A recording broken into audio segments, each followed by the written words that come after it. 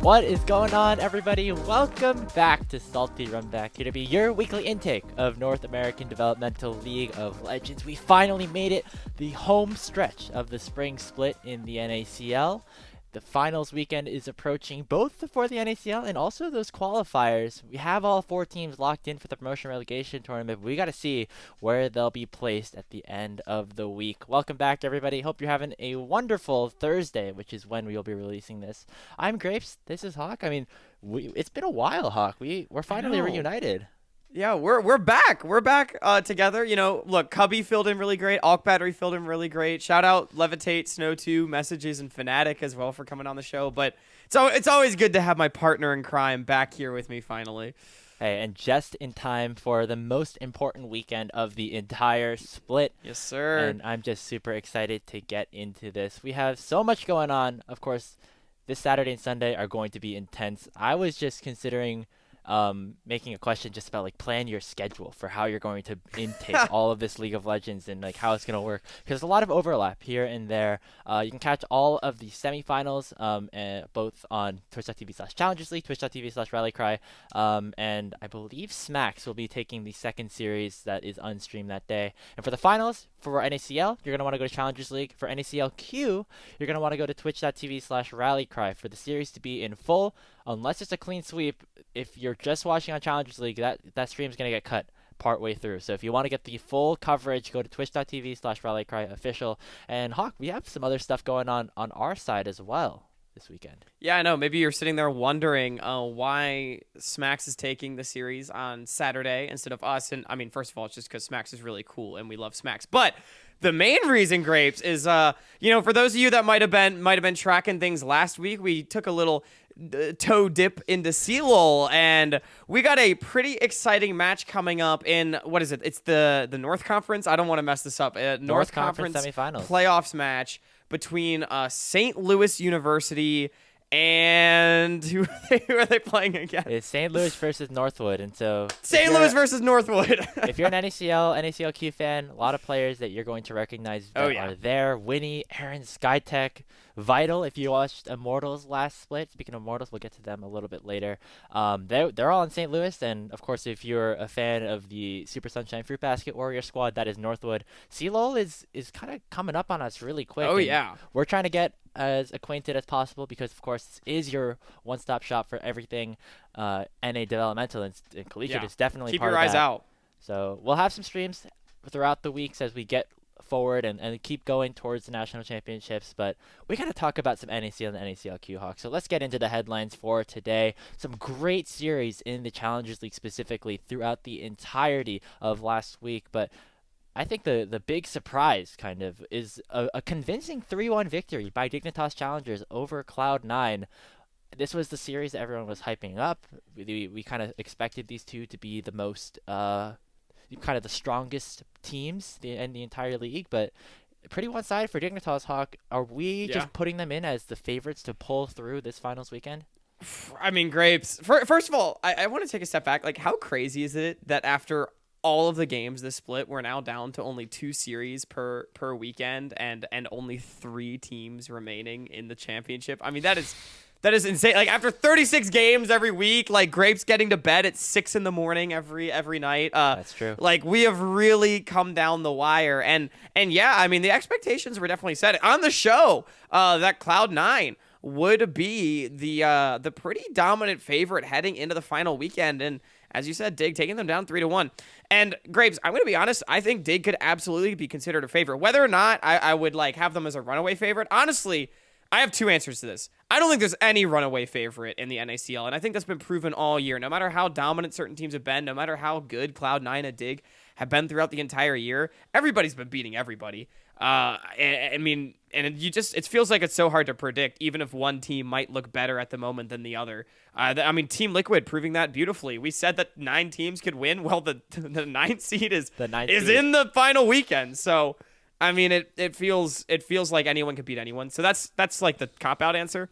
The real answer, though, is I do think I consider Dig actually a favorite, and this might be a hot take, but I think it's because Dig, pound for pound across all 5 roles, has on average, the best players out of any team in the North American Challengers League. Their solo lanes, Hoon and Insanity, are cracked. XU's having an insane split. Tomo and Diamond are starting to look like they're picking up Spawn and Diamond are starting to look like they've picked up where Tomo and Diamond have left off.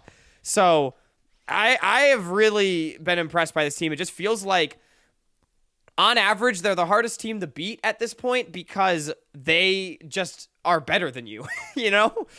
If you asked me to predict the result of this best of 5 entering this weekend, probably would have said something like, C9 3-2. I think that Dignitas have looked strong. They faltered a little bit at times, but overall, I think Cloud9 has looked really good, just kind of top to bottom. Didn't see too many weaknesses within them. But two things that happened this weekend have changed my mind just a little bit. One, Hoon just destroyed Fake God the entire series. I mean, other than game 1 where it was Cassante versus Sion, if you look at the other 3 games, even though C9 won one and Fake God had a good mid game on Gnar, Hoon was up like 100 CS in every single lane.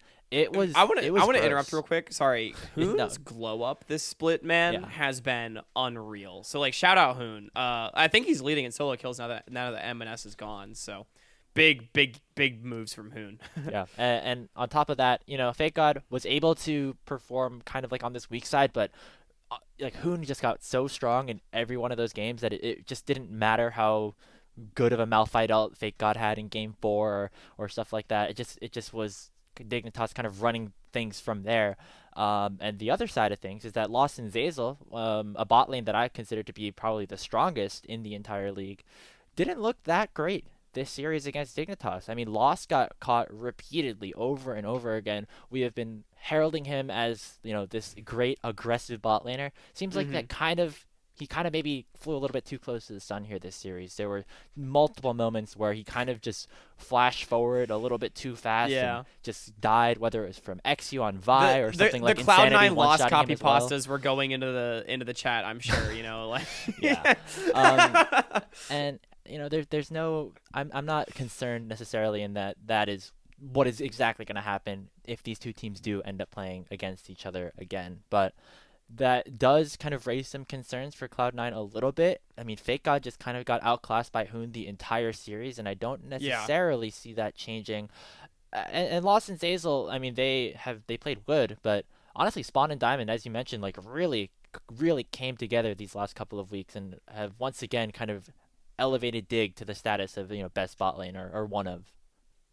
And to me, that makes the biggest difference to me because, I mean, I was talking about Dig having, I think, just the best individual players from top to bottom, but also, like, it's not by a lot, but it's just enough. And I think a big thing, too, I think at this point in the split, seeing Spawn fit in so well with this team, like, the team environment at Dignitas, I would actually be inclined to think is pretty good this split. To have one of your big carries leave mid-split, go to the LCS, Spawn comes down on it, like, I mean, I have no idea what's happening behind the scenes. I wouldn't be surprised if Spawn came down to the NACL, maybe a little mental boomed, a little bit burnt out, a little bit frustrated, and to see this team not really miss too much of a beat. We were talking about how they were maybe limit testing a bit at the end of the NACL split with some of the like Pike Blitzcrank shit that Diamond was doing, and they come back to playoffs and they're the only team left in the upper bracket, right? Like I have a feeling that team environment is strong there too, and I think that's a really underrated thing that's really hard to put a value on, but I would imagine is helping elevate this Dig roster as well. Now, I know that we were really excited about Dig beating C9, but I think the best series of the entire weekend, maybe the best series of the entire season, ? Fear versus Team Liquid Challengers. My goodness, 5 games, bloodbath back and forth. TL was going to win. Fear was going to win. I don't know. The fans won at the end of the day, but TL I know. Coming out with a crucial 3-2 victory to make their way to their 4th straight finals weekend with a brand new roster, as we mentioned a couple of times throughout the year. Hawk, what was one of the best moments from this series that you want to just sit back and recollect a little bit? Grace, before we get into that, I gotta ask you a really important question. You said maybe the best series of the split. Fear versus TL or Fear versus Fly? What's the better series? What's the better 5-game banger? I have my heart for FlyQuest, you know that, but man, that was just so like game 5, just like there's so many storylines going back and forth, and I think I'm about to give it to this series. I have to. I'm sorry, FlyQuest. That's valid. I mean, like it was a great series, right? And I mean, it was a series filled with so many amazing moments, so many storylines. Like, first of all, Fear, what an achievement for them, finishing top 4, not only considering that they're a provisional team, but also considering the expectations that many people may or may not have had, definitely not us, about this team. Don't check the tapes from episode 1. You could, like, maybe don't. Don't do that. But you could. Because, I mean, really, what a great series or a great season, rather, a great split from Cincinnati Fear. What an achievement for them to get top 4. And I mean, this series was great. I think my personal favorite like moment, if I had to pick one, ironically not in Game 5, I thought it was so funny in Game 4 when both teams, at one after the other, it started with Fear. Fear starts Baron, and then Team Liquid comes at them from Fear's side of the map and like forces them off Baron. So then Team Liquid then decides to start Baron, and Fear comes at Team Liquid from Team Liquid's side of the map and forces them off the Baron. Like, it was the funniest. Like, I don't want to call them Baron throws, but the fact that the sequences were so similar and both teams did it one after the other was just like hilarious to me. Yeah, and then just like the fact that TL got the Baron finally, but then they were stuck, and then like 3 of them died. Right. Which didn't mean anything anyway. Exactly. Like, it was pointless. It was a completely Pyrrhic victory. Like, that was. I just couldn't help but laugh at that like 5-minute Baron sequence of no one winning. A series full of amazing moments, especially those last 2 games specifically. But I'm gonna give you kind of just the audience, the moment the crowd wants. Obviously, the answer the crowd wants is, of course, just like the last 10 minutes of that Game 5. Oh yeah, the like, last whole 10 minutes. Okay, just, yeah. yeah. So that's just like the yeah. Get out of the way. Like that was I was like on the edge of my seat watching the entire sequence and just freaking out the entire time. Just incredible. But for like kind of more like favorite moment, is it BM to give it to Bradley going like 0-7 on Cho'Gath, just getting camped by Perry like that, and then coming back and like winning a fight, and like that moment where Bradley was just like this big Cho'Gath and like coming alive finally after just like getting the Baus treatment basically for the first 20 minutes of the game. Like, as a top laner, that like just made me feel so vindicated. But the Alk Battery tweet that they showed on the stream, like, Perry's found the mythical 7th jungle camp top lane. That was a banger. Like, that's a good tweet right there. Oh no, yeah, it was good that Bradley had the redemption. Like, I would have felt way worse if Bradley just finished the game like 0-10 and it was like a 25-minute stop. But no, it went like still that game was like 45 minutes or something, right? Still like got caught, which resulted in the end of the game. But he had the moment in the middle, which was good. He had flashes of brilliance. But I mean, Grapes, this series though, we were talking about how good it was. Like, the team play on display for both these teams, and like the ironclad mental as well. Like, the first 2 games that Fear lost, they kind of got destroyed. Like, they weren't very close. Game 1 and 3. Game 2 and 4 were like some slog wins, and then that culminates in this like crazy Game 5. Like both teams were in it to win it. Both teams were playing so well together as 5. I mean, that's something in particular we've praised Fear for all season, and it feels like everyone had their moment in the limelight. Like, just I don't know what to say. Yeah, what a good one. What a good one. I know that the phrase like everyone had their moment is something that we use a lot, but I think literally every player in this series had like a time where you're like, this guy's the best player in the world. Like, whether it was like APA's Cassiopeia in Game 1, Trevor like on different supports, whether it was like the Renata in some of their wins or losses, Shochi's Syndra game in Game 2, and Arrow and Kim Down. I mean, what happened? Like, they became they were incredible. Dude, I told you at the beginning of the season, Kim Down's the GOAT. Like, let's go. Kim Down's getting it done. Yeah, I mean, just really great stuff all around. Of course, hearts out to Fear, but Team Liquid, I mean, they earned it. They made it into finals weekend. It's kind of just inevitable at this point. We're going to move on to our third topic here of the day. Chad, I know that we're talking about finals weekend, but already some off-season news has hit our shelves. You know, Chad was announced that he has been released from Immortals Challengers, is now a free agent. I mean, kind of surprising, honestly, considering that this is the first kind of off-season roster move. I mean, were you expecting this, and what does this mean for Immortals moving forward? I mean, it's interesting. I wasn't expecting anything this early, but honestly, as much as I like Chad, I do think this move for Immortals might make sense. Chad, honestly, I don't think had the best split. I'm sure he would say the same thing. It wasn't the most amazing. I'm sure he'll find himself on a team unless he steps away from competitive. I think he's still a great jungler, but I think the bigger story here is like the offseason is now, and we're only a couple months away from the start of the next split already. And so, I mean, these teams, especially Immortals Challengers, they were the second lowest Challengers team at the end of the season, if I'm not mistaken, by the time they were eliminated in playoffs. Like, they clearly, something just didn't quite click with this roster. I guess I'm not surprised that they're making changes at this point, but it really begs the question, like, what other moves are teams going to start to make now that that's not right, 13 out of the 16 teams that started the split are now done? I'm really, really intrigued with what's going to happen this offseason, both for the whatever teams end up promoting in to the NACL and what that means, but also just the fact that, hey, I mean, the Challengers teams, being on a Challengers team versus a provisional team, like, there are so many different advantages to that. It pays more. You get to live in LA. You work with an LCS organization, kind of just full time. And, I mean, I hate to say it, Hawk, but I saw some sad twitlongers by Cincinnati, some of the Fear members. It seemed like this dude, don't do me like that, because I saw those too. I know, and it's making me a little bit concerned, because I know, like, as a fan, I would love to see these 5 players continue to compete. But if you look at it realistically, I mean, they were a top 4 team. Why, like, who's gonna stop a Challengers roster who needs a new jungler to say, hey, Perry, here's like 10 times your salary, and you get to move out to LA and work with our LCS coaches. You know what I mean? So this is kind of, I think, just the first domino that falls, and I'm very interested to see how this will continue to impact the way that different teams try to approach this offseason.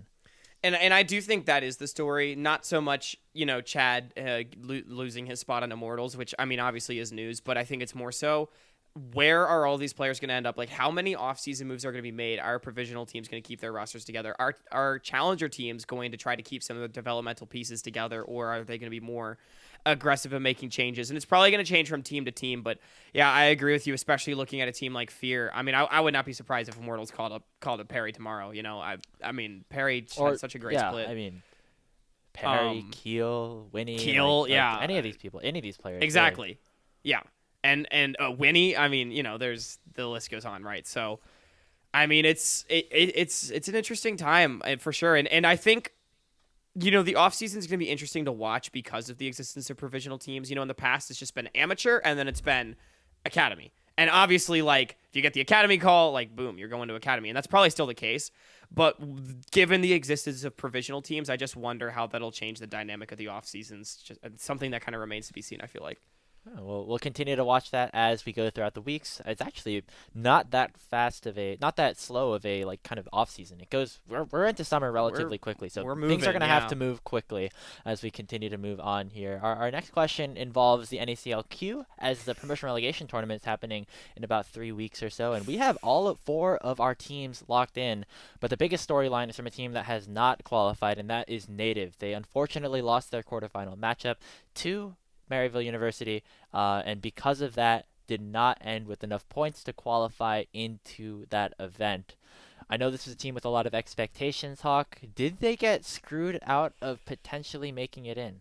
I mean, man, what a tough question. The short answer is like yes and no. I think they kind of, like, for reference, Native in the quarterfinals got drawn into the pre-tournament number 1 seed both times. So both times they had to play who everyone thought would be the best team in the quarterfinals both times, which, like, whether or not that team actually is the best team is a discussion that could be had. But, like, the point is that they got a tough quarterfinals draw both times, and they lost both times. So I think the short answer is, like, yeah, they got screwed. Like, I'm sure they would have much rather played Mirage Alliance in the quarterfinals than Maryville University. However, if we were to power rank the NACLQ teams right now, I would have Native Gaming solidly 4th, which does put them in a promotion relegation spot. But I'm not sitting here feeling like they were a top team that didn't get in, because you know what? If they were really that top team, they probably would have won one of those series against Team Fish Taco or Maryville in the quarterfinals. So it's a tough situation. I'm sad because I just really liked the Native roster. I mean, we had Messages and Fnatic on the show last week. Like, my heart goes out to them. I know Messages was talking about he was, really hungry and wanted to prove himself and everything like that. I have Messages. I hope you're doing okay. And I'm sure you'll find yourself on your feet. But so I'm sad to see this team lose.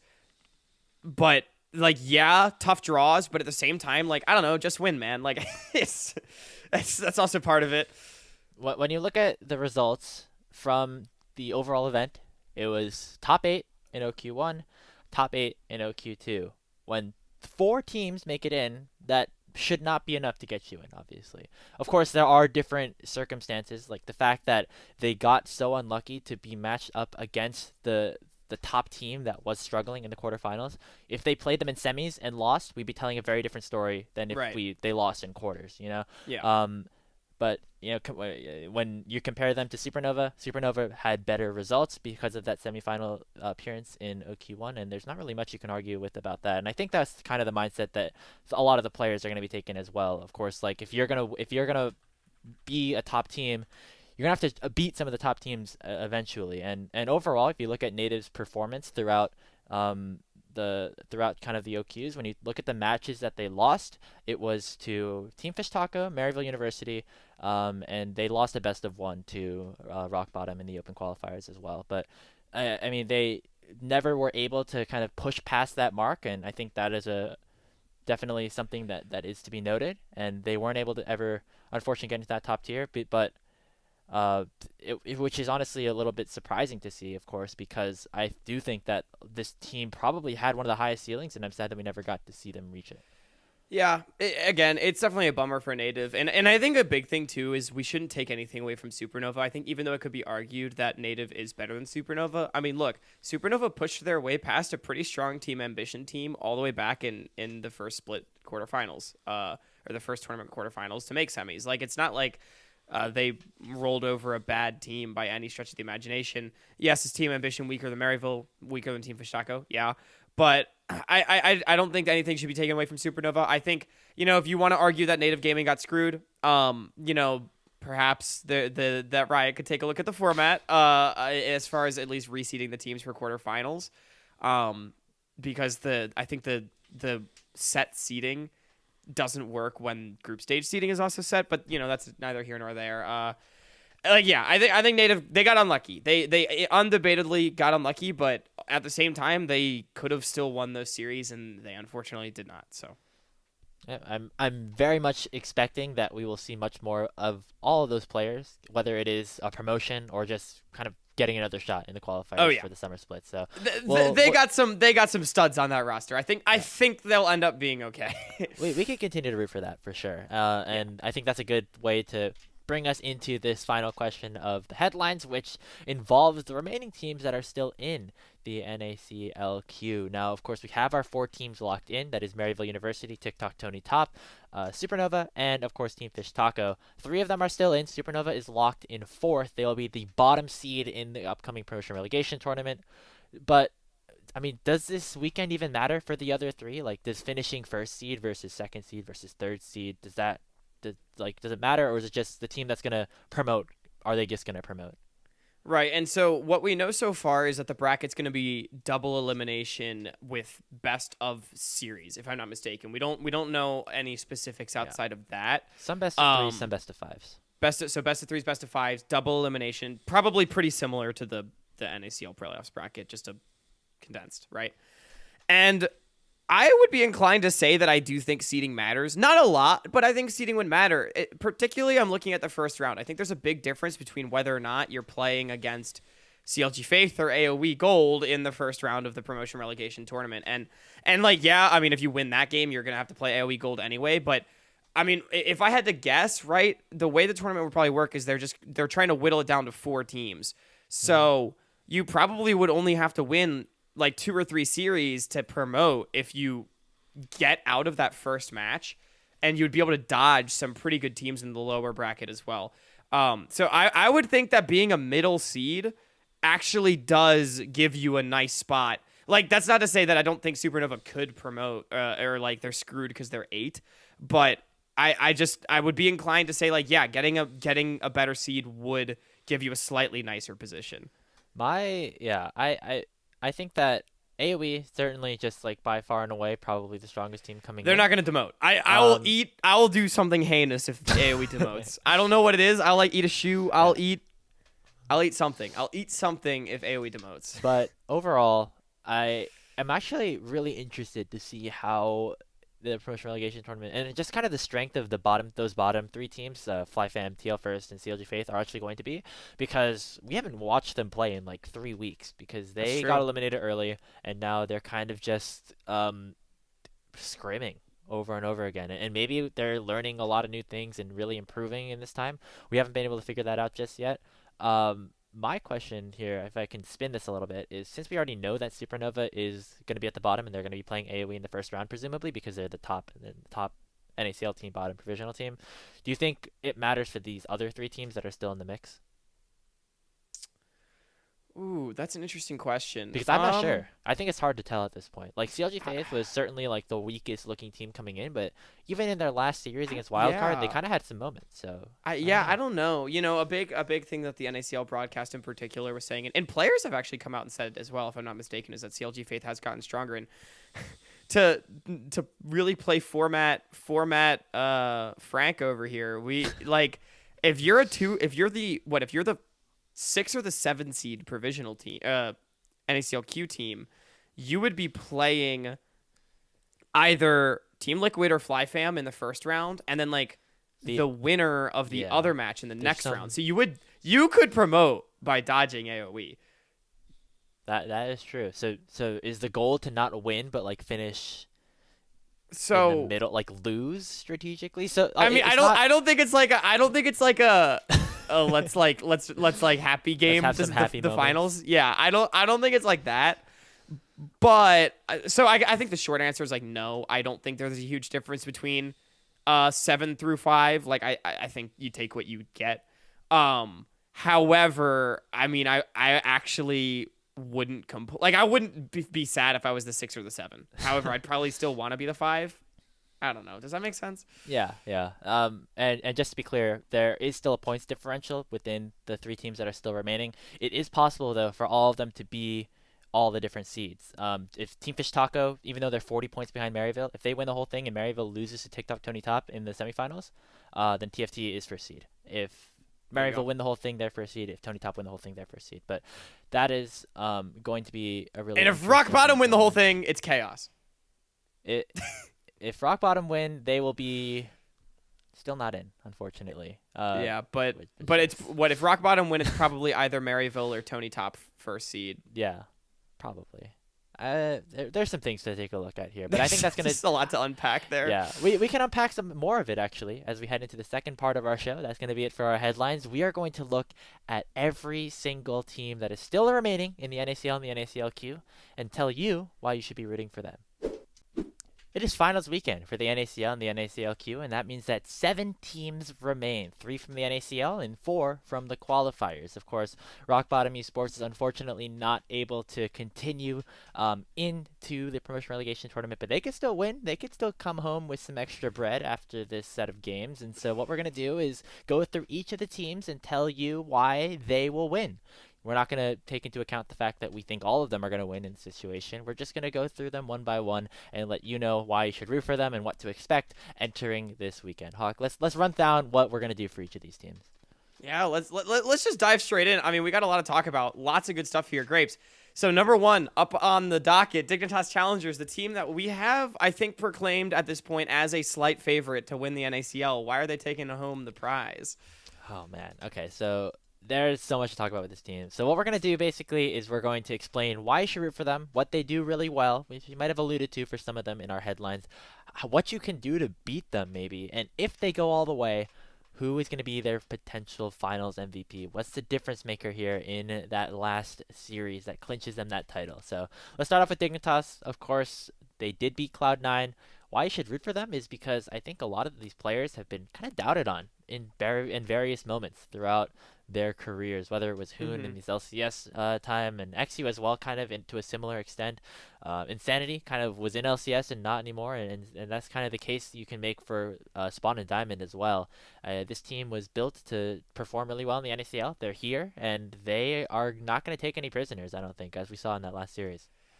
No, they are not taking prisoners. I think that's exactly why. Like, honestly, Dignitas is just a team full of electrifying players, some of them with varying degrees of experience. I mean, like, generally a lot of experience on the team, but like I just think that these are players that, similar to Cloud9 maybe, which we can get into a little bit, like had sort of been counted out. I mean, I know I had counted out Hoon at the very beginning of the season. I was really critical of this player, and now I'm sitting here talking about how he's got the most solo kills in the NACL, like just popping off, you know. And I think it's always great to see a redemption story, and whether or not you believe that NACL should be all about developing talent or playing to win, Dignitas is playing to win, and like there's nothing wrong with that. They're winning. I think they're winning. Exactly. They're doing what they said they would. And what is it that they do? What's if you had to like define their play style and what to expect out of them? I mean, what is it? GG blank gap, as in any lane. just any lane, you know. Like whether or not it's Insanity busting out the Udi or mid, whether or not it's Hoon playing like the Korean Nar, like dude, they're gonna like destroy you. That's it. And I mean, like there are other things that make this team successful as well, but that is just the most defining part about Dignitas throughout the entire year, even back when they had Tomo. Like, was they were just winning. They were winning their 1v1s, they were winning their 2v2s, and they were making it really difficult for teams to find a window into games. Covey's phrasing is always full court press. Full court that press makes a lot of sense. He said it I think 10 times at this point across various platforms. Yeah. But when I VOD reviewed with Cubby, he was like, "Oh, I noticed you described this draft as an aggressive early game draft comp. I've got a term for this." And I was like, "Oh, I think I've heard you say it." And he's like, "Oh, have you? Yeah, the full court press." And I'm like, "Yeah." He's like, "You should use that." And I'm like, "Okay." So casting advice, right? Casting advice from Cubby, full court press comp. And it makes a lot of sense. Yeah, XU plays like a maniac. All the lanes play to win. Hoon has been winning a lot specifically, and I think that could be a good way to transition into what you can do to even take down this team, because they haven't dropped many games. I think it's only 2 maps that they have lost in the playoffs so far. I think what you got to do, first of all, find a way to slow down one of the lanes, whether it is Spawn or Diamond, or making sure that Hoon isn't able to gap top lane as hard as he has, or Insanity, or just kind of get XU out of the game. Just if you get one of them and kind of play around that specific win condition, I think that could be an angle for you. The second option is to ban Aurelion Sol, because if that champion gets locked in for Dignitas, they are going to win the game. That's step one. Step one is ban Aurelion Sol. Step 2 is just win, bro. But I agree with your first point. Like, create yourself a win condition, you know? Like Dig is a very good team. They're a very solid team, and to be a great team alongside them, you gotta understand that like you're not always gonna win everywhere. So just create a win condition for yourselves, and I mean any team can become mortal. So I think that's the way. But again, you gotta complete step 1 first. If you don't complete step 1, like what the fuck are you even doing? You know? Don't let this be another Moose Hate or Garen situation. Yeah, please. I was just saying, maybe I make another sign for this weekend. That could be fun. Overall, if they do make it, I mean, they only have one best of 5 to win. So in that series, that's true. If they do come out on top, which as we're saying might be more likely than not, who's the MVP? Who's the one making the difference? It's got to be Insanity. I feel like Insanity has been such a high profile mid laner the whole year, and the reason why is he's going to pick a champ that he hasn't picked the entire split in the best of 5 in the finals. That's guess it right now. I'll give you $20. Oh, okay. Wait, I have to look at what he's played. I need to look at what he's played. No. What? You have to be so certain that you have to be so certain that it's not going to be it. Okay. Fuck. Has he played a game of Cassiopeia? That's too basic. Come on, you got it. Come on. Okay. More spicy than that. Dude, I gotta look at what he's played. I need to. I'm just imagining a situation for my finals MVP. Hoon is up 300 CS in his last game, playing Fiora or something. Just the fully, triple fully flame horizon. They called, I think whoever was on the broadcast, they called it the Hoon horizon at one point, which I thought was that's really awesome. He's just like renamed the entire term for himself. But I love that. He's kind of unstoppable at this point. I don't know.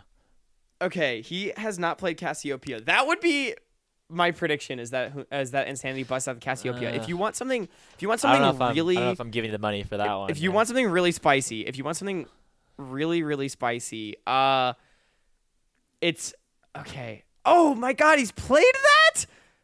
Oh, I remember that game. I was gonna say Cho'Gath, but he's played it. Yeah. Okay. Game 5. Hoon. Insanity. He is busting out the fucking Zed. I don't know. He's busting out Zed. He's doing it. back to 2013 we go. Faker, what was that? What? Right. You heard it here first. That's all I'm saying. Game 5, the Zed comes out, and Hawk gets a little richer. That's I had this really fire premonition. You really put me on the spot. Oh no, I feel like I've just talked myself out of it. But he's gonna play something new. He's gonna play something new. Let's move on. Let's move on to our next team here. We're gonna stick with the NACL as we go over to Cloud9 Challengers. They lost to Dignitas, but I think a lot of people did have them kind of as that favorite, especially going to the second half of this split. Why we gotta root for them, Hawk? You gotta root for Cloud9. I honestly think it's a similar story to Dig. Like a lot of ex-pros or like people that have played in the LCS that now in Challengers, like they're really looking to prove themselves. Also, like Cloud9, I feel like in a way. Well, no, I'll leave it at that. I think this team, like they got Zeyzal, right? Zeyzal, one of our world semifinalists, has been out of the league for a couple years. Like, come on, don't you want to see that guy win? He looks like such a nice guy. Honestly, if your reason was just Zeyzal, like I'd say, like yeah, that makes so much sense. Yeah, come on, they got Zeyzal.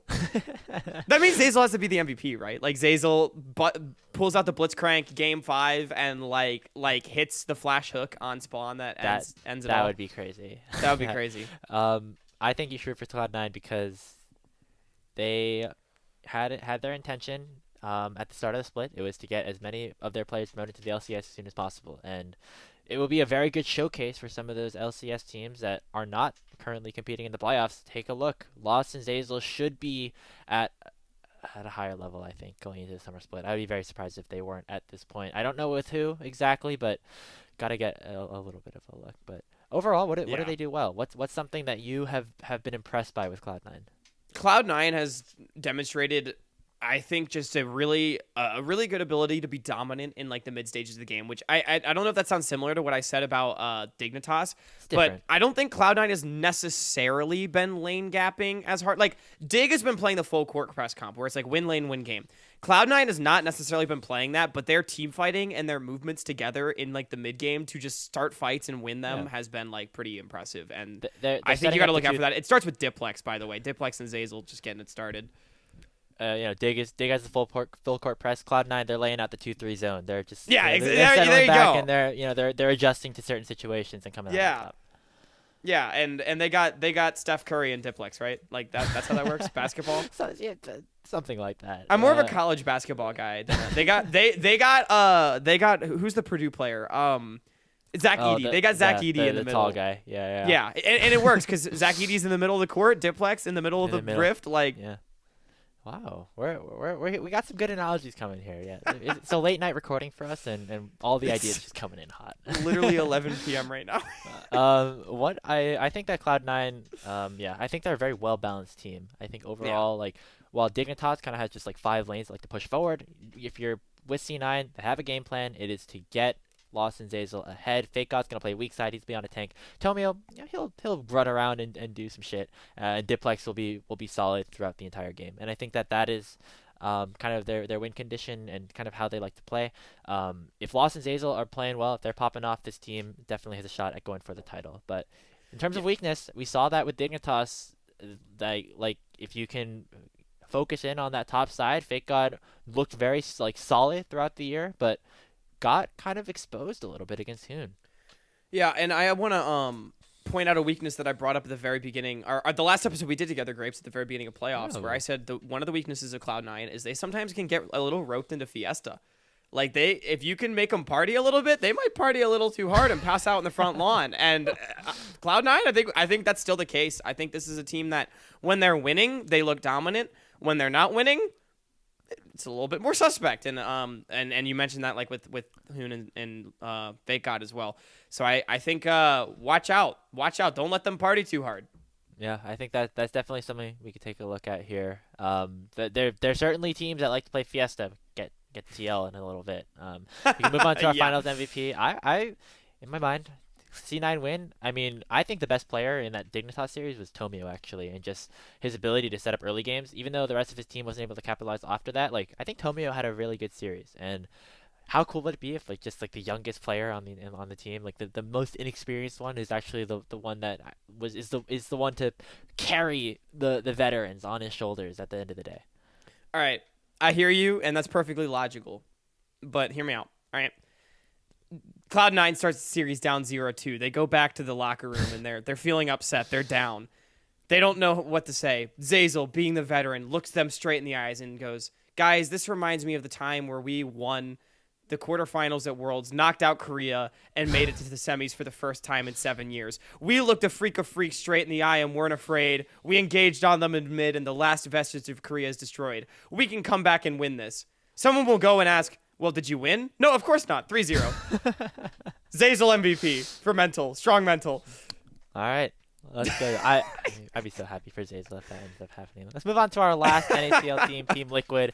Great story. The 9 seed coming in. They have beaten the 3, 4, 5, and 6 seeds, I think, on their way in. They got to take down 1 and 2 to claim the title. I think that's good enough reason to vote for to root for them as a team, but just also overall the fact that this organization has just been so keen on developing talent. I know this was one of your favorite rosters coming into the season, and honestly, it looks like they had everything that they wanted to come right, work out really, really well for them at the end of the day. I never doubted them. Don't go watch like episode 9. I never doubted them. I believed in them the entire split. Well, I wasn't here episode 9. Don't go watch episode 7 or 8. I always believed in Team Liquid Challengers to bring it back. But I mean, look, Bradley, I feel like it's like one of like the princes of Academy of Challengers at this point, as far as like when people look at NA developmental, like he's a huge success story. You've got APA and Kim Down, who are both Challengers League rookies. Like there are so many reasons to root for this team.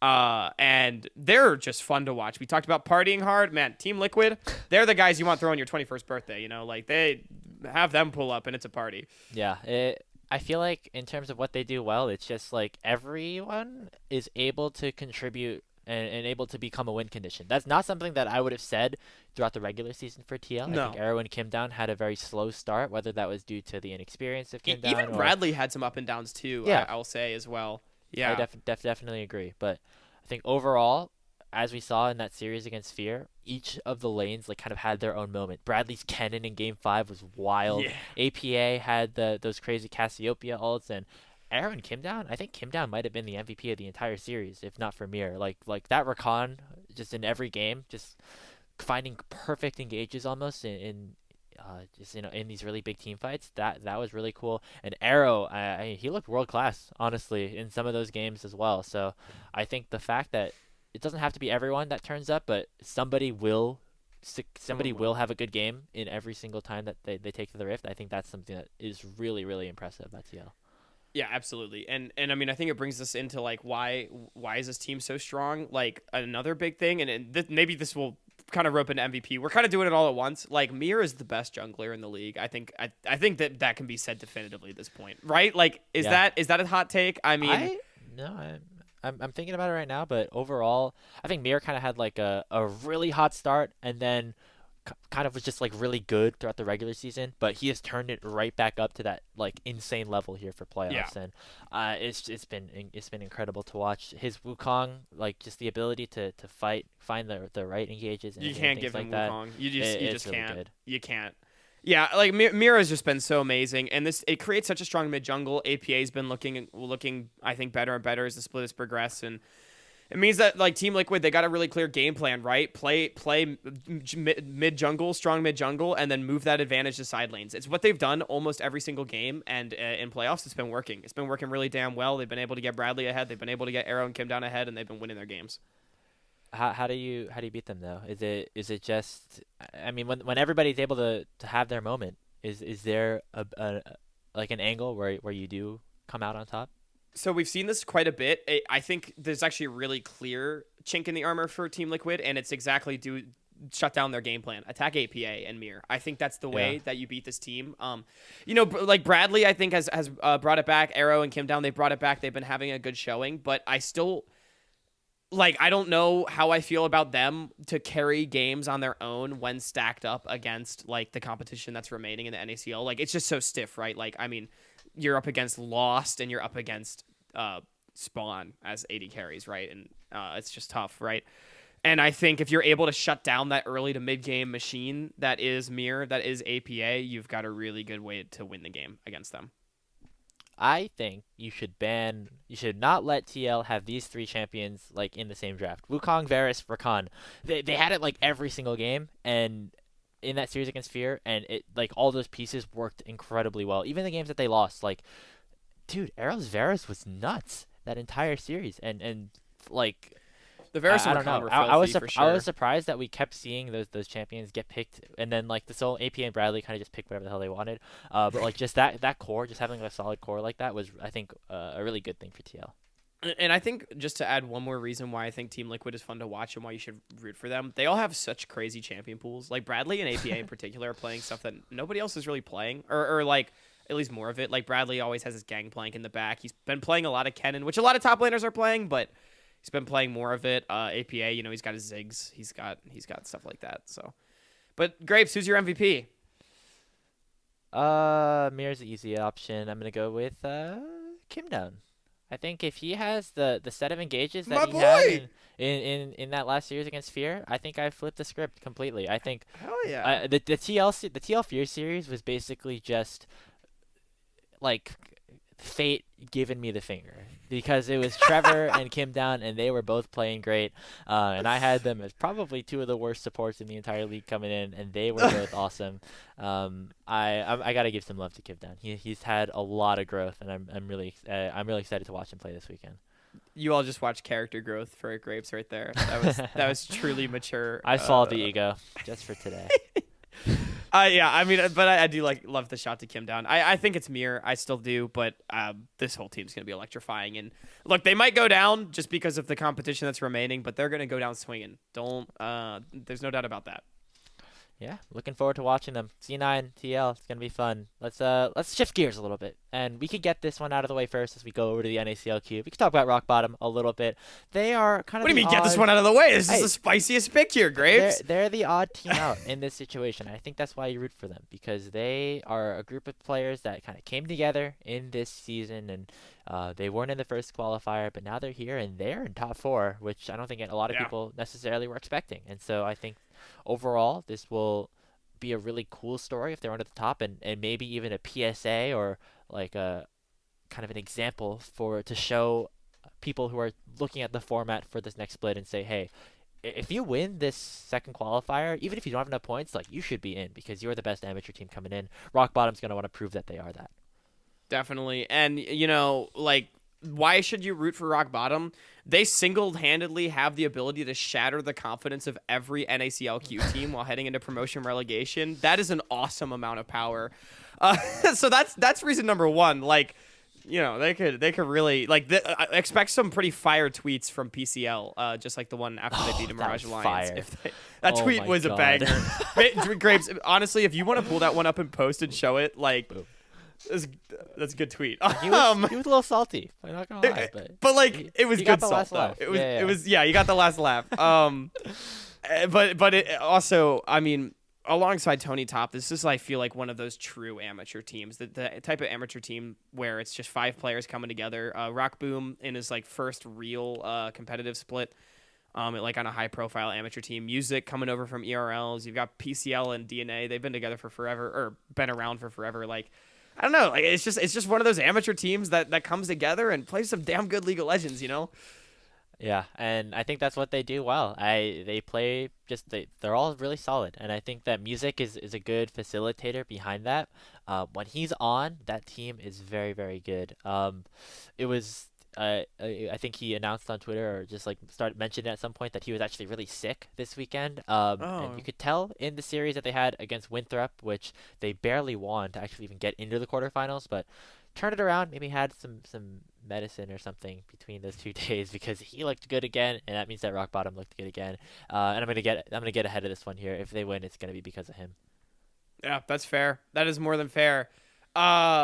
So what, I mean, I feel like that also gets into what this team has been doing well. Music, been a great facilitator. Like, what else about this team has really made them actually be a top 4? Because we weren't really expecting this coming into the tournament. They got to play against Mirage Alliance. One of them. Sorry, Mirage. I mean, it was like whichever team, like. I mean, I was a Mirage Alliance hater from day one, so I'm not going to disagree with you. Like, whichever team, like, got to this point, we would be talking about them as kind of the team that it Yeah. got lucky a little bit in Yeah. the draw. So, Happens. but also just like yeah, I think overall in that series they kind of just all came to, had their specific moments. I think that DNA is able to just like whip out really interesting, unique picks that aren't seen as much. He had the Nico in game two, which got them the win. Also played some good Syndra and Oriana throughout the weekend as well. Always good to see that once again. The bot lane's actually really solid as well. Rockboom and Rox are two players that did not really get any time in the PGCQ in 2022. Of course, Rox subbed in for TSM a little bit throughout the beginning of the split, but now they're together, as it's why they're called Rock Bottom, and they've been pretty good as well. Yeah, I agree. I think kind of unexpectedly, I think it's fair to say, like, this has just been a team of 5 really good players. I mean, like, PCL, DNA, players that we've known to be very proficient over the course of time. But, like, I think it's fair to say we never really would have pegged them as top players. But, yeah, sure, they played in Mirage Alliance. But, I mean, all 5 of these players just really have proved themselves to be good at League of Legends, you know? Like, I mean, I don't know. I don't really know what else to say about it. Like, in terms of how you beat them, I mean, I think overall the other 3 teams that we're going to be talking about have probably stronger players individually. Specifically, they each have very, very experienced veteran junglers, and I think that yeah. when you're somebody like Music, who has definitely climbed the ranks in solo queue incredibly fast and has looked really good for his team, that might be an angle where somebody like Wallflower or Dardock or Odd Orange can maybe knock some sense into this team a little bit. Of course, Rock Bottom did beat Maryville in a best of 1, but which is they thank you to. It's actually Rock Bottom's fault that Native had to play against Maryville.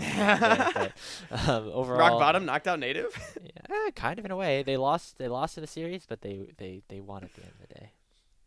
Yeah. No, I agree with that. I think not only to echo what you said, like not only that, but it feels like the 3 teams remaining have very, very versatile play styles in which they can play through multiple lanes to win them games, depending on what the situation is. Like you mentioned Dardock. Well, they've also got a pretty damn good carry named Red down in the bottom lane and a rock solid top laner. Like they're teams without very many flaws that have demonstrated the ability to carry through multiple roles and adapt their playstyle to fit the game situation, and that's sometimes where we could see these like less experienced teams maybe falter a little bit. Finals MVP? It's gonna be the fucking Stones in the bot lane, bro. Like rock boom, flash, Aphelios Infernum, 200 years, Giga Chad, Pentakill. Fair enough. Hopefully, I'm really just like spouting nonsense from my MVPs, aren't I? Like, it's what you see in your mind, and it's what I got up here in my mind's eye. Let's move on to somebody that could be playing in the finals, and potentially one of the favorites, our reigning champions from the first qualifier, Maryville University. Had some stumbles at the start of qualifier 2, but seems to be all firing once again entering finals weekend. I think the reason you should root for this team is kind of something that we've mentioned time to time on the broadcast, but I just want to like kind of have the opportunity to talk about it here a little bit. Maryville have been in these spaces where whether it's Proving Grounds Circuit qualifiers in the past couple of years or now here in the NACLQ, where they look really strong to start off the split, and then after their first couple of tournaments start to slip a little bit, and then they end in a situation where they have for both Proving Grounds having to play against TSM Academy for that play-in spot both splits. I don't think that is something that this college wanted to continue with the stigma, and it looked like we might have been going there a little bit after they went 3-2 in the OQs and dropped the 2-0 to TFT, but ever since that loss to Taco, they have been looking like, once again, just like the strongest team in the entire event. And so I think that's what you want to root for. You want to root for them to finally break this weird curse that they end up having. And not only is there like a bit of a stigma in regards to like how they perform, but it also leads to a lot of people kind of doubting them, and by extension all the collegiate teams that we see in amateur. And I think if you want to root for collegiate, like, people have always doubted whether or not they can continue this success for as long as they've had and play at such a high level, and whether or not they reach that height of CLOL champion again, right? Like, they're always there. They're always in the conversation, and you can never count that against a team. And I mean, I feel like in an odd way, it's like a lot of times we root against dynasties, we root against the Titans, but once one's been gone for a little bit, you kind of root for them to rebuild it. Like, I know I'm kind of sitting here like, man, imagine if Faker in his 11th competitive season won the League of Legends Grand Slam. Like, that's a little bit of the vibes from Maryville too.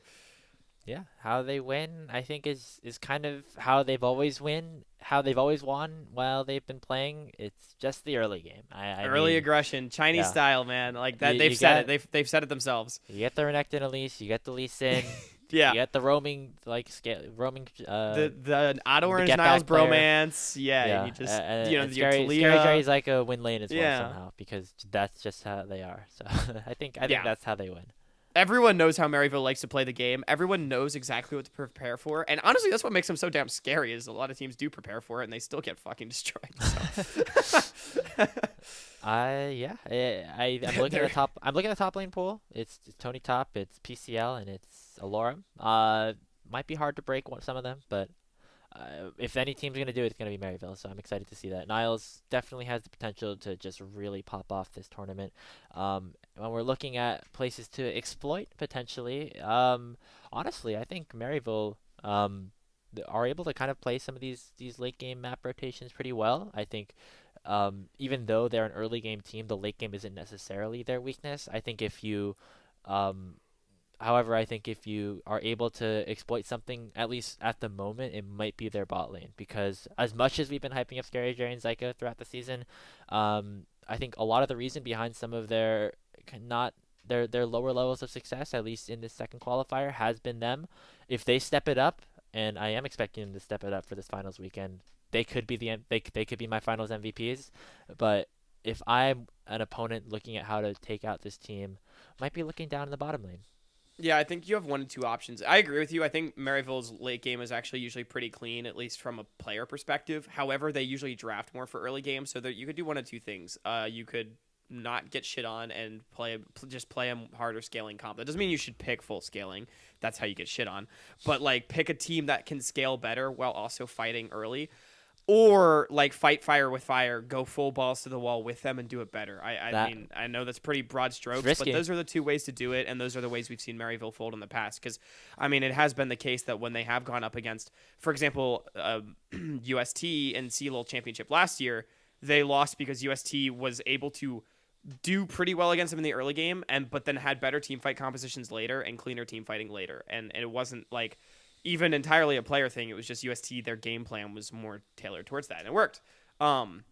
But we've also seen teams try to fight fire with them. Sometimes it works too. So I think that's it. But I think if there's going to be a finals MVP for Maryville, I mean, I think it's got to be Auto Orange. I just feel like when you're playing such an aggressive style, no matter how well any of your lanes do, it's going to start somewhere, and it's going to start from this jungler that has a very fun name.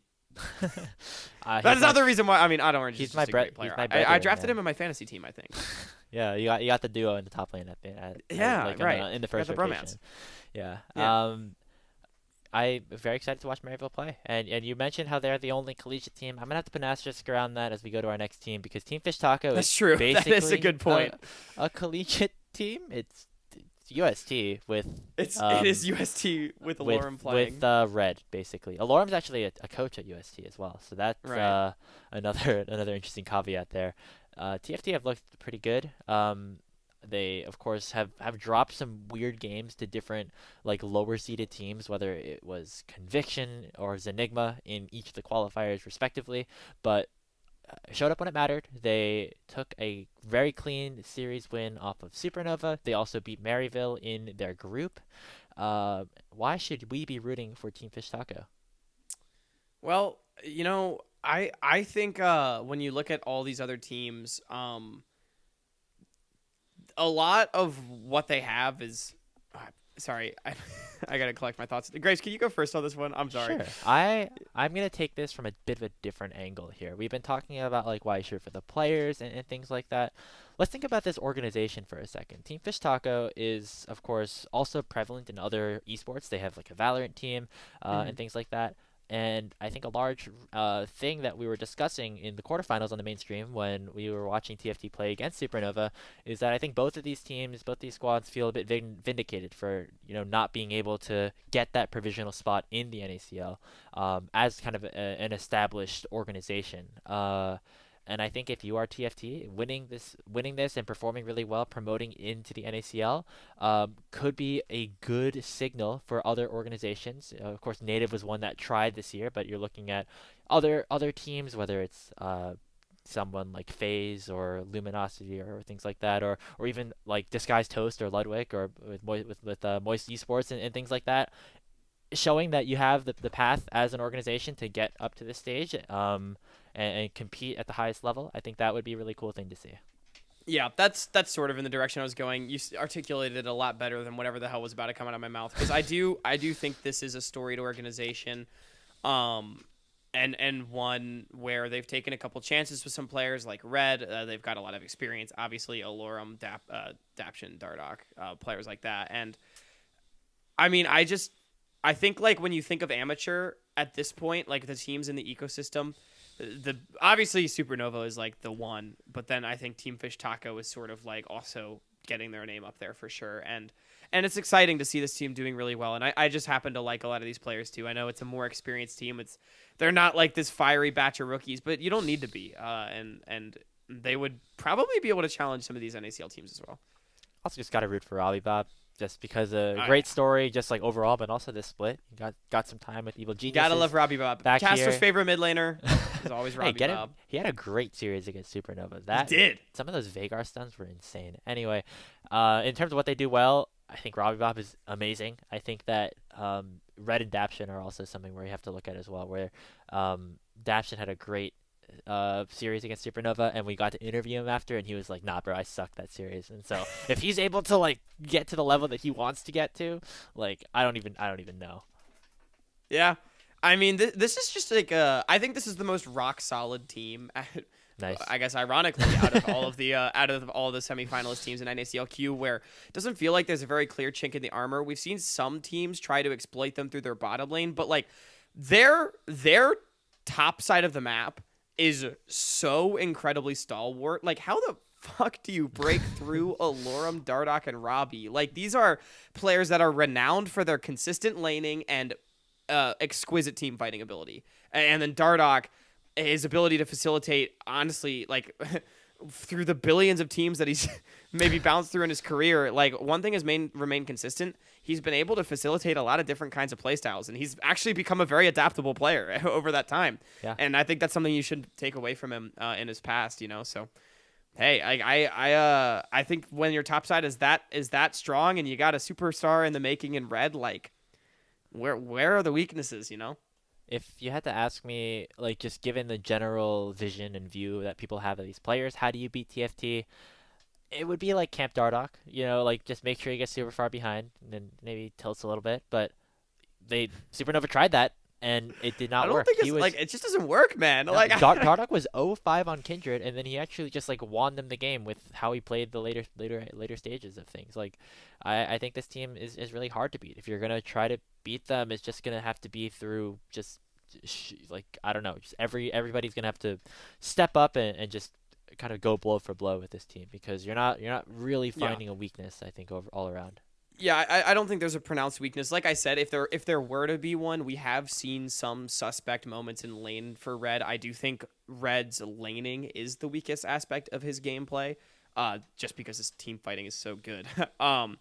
And so like there is room there. If you can get a favorable matchup, something a little bit more dominant, you might be able to make things happen, especially if we're looking at a team like Maryville that likes to play a bit more aggressive. Like we're talking about how rock solid Team Fish Taco is. Well, you know, not having variance is a good thing for a lot of reasons, but it also can be a difficult thing if you're facing a really aggressive and strong team, one that likes to create variance. And so we could see some chinks in the armor there for sure. TFT like to go late game, I think. They're the slowest team in this pool by a pretty significant margin, because I think the other one was Native.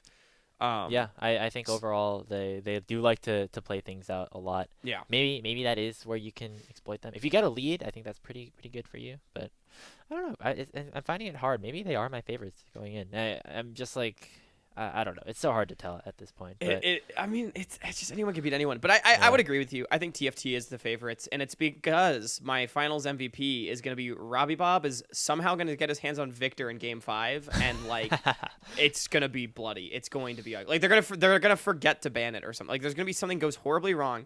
No. Here's what happens. Okay. they have blue side in game 5. And they don't ban Victor in the first 3, thinking like there's no way he blind picks it on 1, right? And Robbie Bob fucking slams that shit. B1 comfort pick Victor, and like Somehow 50,000 damage. Even if it gets countered by all 5 champions on the enemy team, does not matter. Doesn't matter. It's Robbie Bob Victor, man. MVP? I have watched this guy back in the team pending days last summer. I have watched this guy go like 0-7 in lane and win the game. Like it's heinous. Which I think that was against Supernova, actually. That game was kind of No, ridiculous. Oh, That game was a little ridiculous. I won't lie. It was a little outrageous, but they won. Hey, beat him once, beat it again, I guess. Who was that against? Was that against Supernova? I think it was.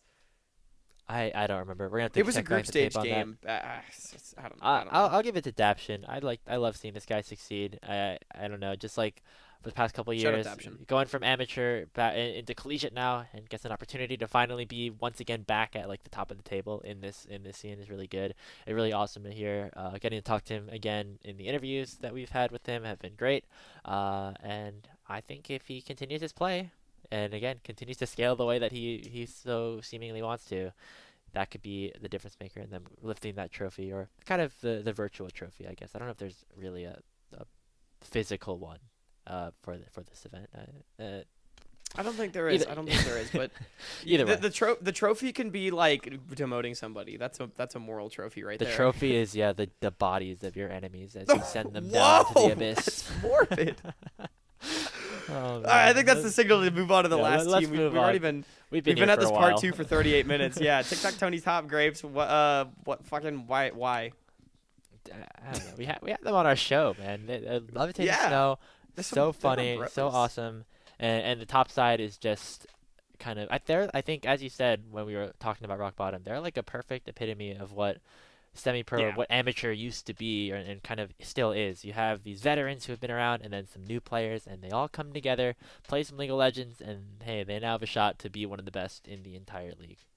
I think it's cool too, because this team has really created some stars and Levitate and Snow too. Like when we were seeding the teams for the first tournament, we were like, yeah, this top side looks really good, but like Sudsy hasn't played in a couple years, and then like Levitate and Snow too. Like, what are these guys playing UPL once or something? Like, we weren't really sure what to expect, and they've come in and they've been absolutely incredible. Made finals last time, and I mean they very well could do it again as well. So I'm excited about this team. I think Tony Top, they're fun to watch. They've got fun personalities, and they're I don't know. They're fun. They're vibrant. They're volatile.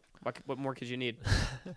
Yeah, they're very fun. I think that kind of goes into what they do to win. I think you kind of hit the nail on the head. Volatile status, Snow 2 and Levitate were really hyping up Tony Top, and I think that he is a very, very strong player, especially at this level.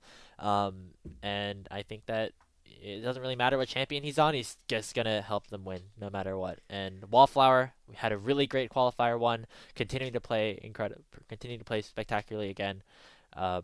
Yeah, just kind of, again, another solid top side, I think, is kind of the trend that we're getting at with some of these teams. I kind of really hope we see a Tony Top team TFT finals, so that way we can get the gatekeeper of top lane carry matchups in Tony Top against the gatekeeper of weak side top lane in Alorum, like the unstoppable force against the immovable object in top lane. That's a great graphic that we could put up.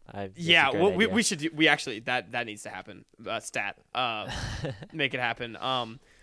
Because I mean, that would be such a fun top matchup to watch. And they do create volatility. If we are going to talk about weaknesses, I feel like this is the C9 of amateur, where you could get them to party a little bit too hard. If you tug on their pubes a little too hard, they might get a little confused. I don't know. Damn it! That's not going away. I think that's so funny. It's just gonna live with them for the rest of their careers, I think. It's hilarious. I mean, if you want people to know who you are, some goofy ass voice comms is the way to go. That was the other thing. I don't think Messages and Fanatics said this on air. I think it was before we started recording, because I told them about how what. You're gonna leak it right now? Well, it's not. I'm not leaking anything. It's not like. They told me while we weren't recording. I asked them if they saw the Levitate and Snow 2 episode, and then they were like, yeah, we saw it. And I was like, and they were talking about how they had really funny voice comms. Messages and Fans said they had really funny voice comms. I'm like, you guys should make TikToks just TTT does. And they're like, no, I don't think we can do that. Like, I'm like, what could you possibly say that's worse than tugging on their pubes? And they're like, ooh, I don't know, man. Like, I guess we'll never know at the end of the day. guess we'll never know. Yeah, It's funny. I think they do have some happy games sometimes. That is something that we can look at. But I think overall, like they're able to bounce back generally. Like we've seen moments of where they drop series and then just like Snow 2 has a crazy Ronaldo ult and they just like come back. And I think that could be a cool thing to look at. For Finals MVP, I am excited to I think if Tony Top does end up winning, I'm excited to see their bot lane maybe take a step because Ooh. I know that both of them, from talking to them, they both were feeling down after losing to a Maryville team that I think both of them were expected to perform a little bit better in, and I think that I think Levitate specifically acknowledged that, like, hey, I think I was a big reason for us going 0-3 in that finals, and if they do come back out and beat Maryville and make it to the finals, I feel like we've been talking a lot about the top side. Let's give the bot lane some love. Hey, I'm with that. Honestly, I would love to see that too. I mean, if I had to like guess an MVP, I probably would say it's Tony Top or Wallflower. But I would love to see that for the storyline because I do think, I mean, even now when we talk about this team, like, yeah, we at this point acknowledge that Levitate and Snow 2 are great players, but I do think compared to say the bot lane of Maryville, like we have our doubts, and seeing this team be able to step up, the Levitate and Snow 2 in particular, I think would be really great. It'll be really fun to watch. I think overall, like, for NACL, like we kind of have our ideas of how things might go, but these 4 teams, I'm just very interested to see how it's gonna play out. I think Maryville, TFT, and Tony Top specifically, like, Yeah. like I have no idea, honestly. I think, like, I'm looking at like, oh, like they're definitely the favorite. Oh no, this team's definitely the favorite. This team's definitely the favorite. And it goes back to last tournament. They were very clearly the top 3, I think, at the end of last tournament, and now they come back in and they are very clearly the top 3 again. So, I mean, I mean, we talked about it at NACL. Anyone could beat anyone. Well, shit only gets crazier when you go down to amateur. So I'm excited for the qualifiers. Get down in the depths. Yeah. Yeah, I know. Down here in the fucking in the Thunderdome, man. Like, shit, what happens in amateur stays in amateur. First rule, you don't talk about it. Like that's except for us, we can talk about it. We talk about it a lot. I mean, we talk about it a lot, actually. Yeah. That's gonna do it for our last episode before the conclusion of the spring split. We'll be back next week, back on our Wednesday schedule, as finally there are no more games on Tuesday, which means we actually get to like go back to the regular swing of things. Keep an eye out for some of the CLOL stuff that we're doing. I'll be on the finals actually for the second qualifier. I don't know if I was allowed to spoil that or not, but make sure to check that out on twitch.tv/rallycryofficial. Gonna be a good time. I don't know, Hawk. Anything you want to plug? Yeah, check out our show on Saturday, St. Louis University against Northwood. That's going to be a really great one. Grapes, I don't know if you'll be here, but I'll be there at least, and I'll have a great partner in crime if my guy's not there. So I think that's at 3 p.m. Eastern time, if I'm not mistaken. So be sure to check out that one. It's going to be a great series. Collegiate is awesome, and we're trying to get into it as much as possible. Follow us on all of our social media at Salty Runback Pod. Shoot us an email at saltyrunbackpod@gmail.com. Our episodes release every week. As Grape said, next week we'll be back to that Wednesday schedule on Apple Music, Spotify, Twitch, and YouTube. You can also follow us on Twitter. We would love to hear from you. And look, you can take anything we might have said with a grain of salt. There's a lot of teams, a lot of storylines, but at the end of the day, only one can win each of these tournaments. I've been Hawk. That's been Grapes. Have a great night. It's finals.